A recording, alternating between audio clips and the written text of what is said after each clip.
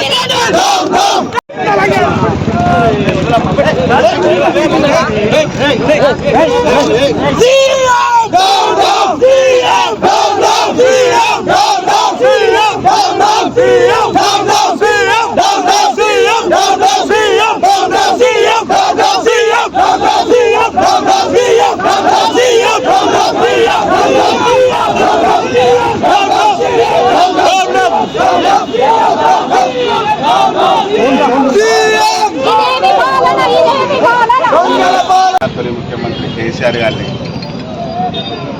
విచారణ సందర్భంగా ఈరోజు మొత్తం తెలంగాణ రాష్ట్రంలో నిరసన కార్యక్రమాలు తెలియజేస్తున్నాం.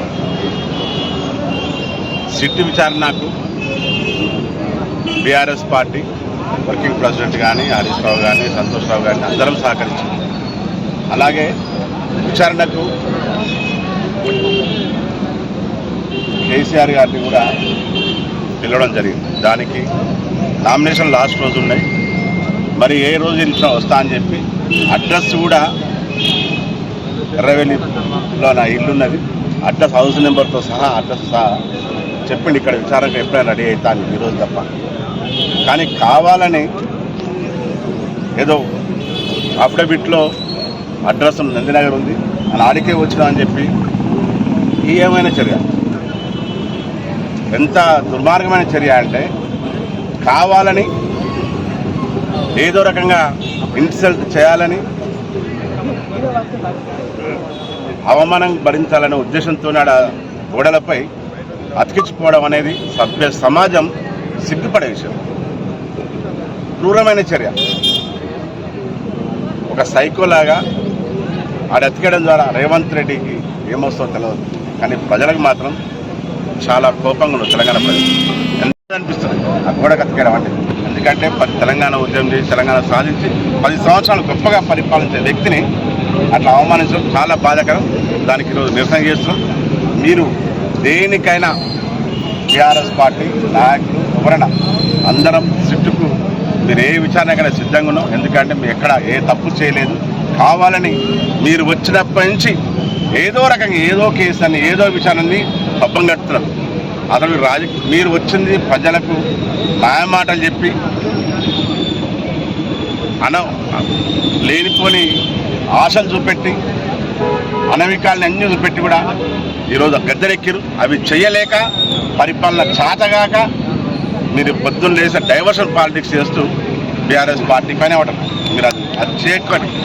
ప్రజలపై మీరు ఇచ్చిన హామీలు, ఇక్కడ ఉన్న అభివృద్ధి, సంక్షేమం మీదనే దృష్టి పెట్టి తెలంగాణ బాగుపరచాలి.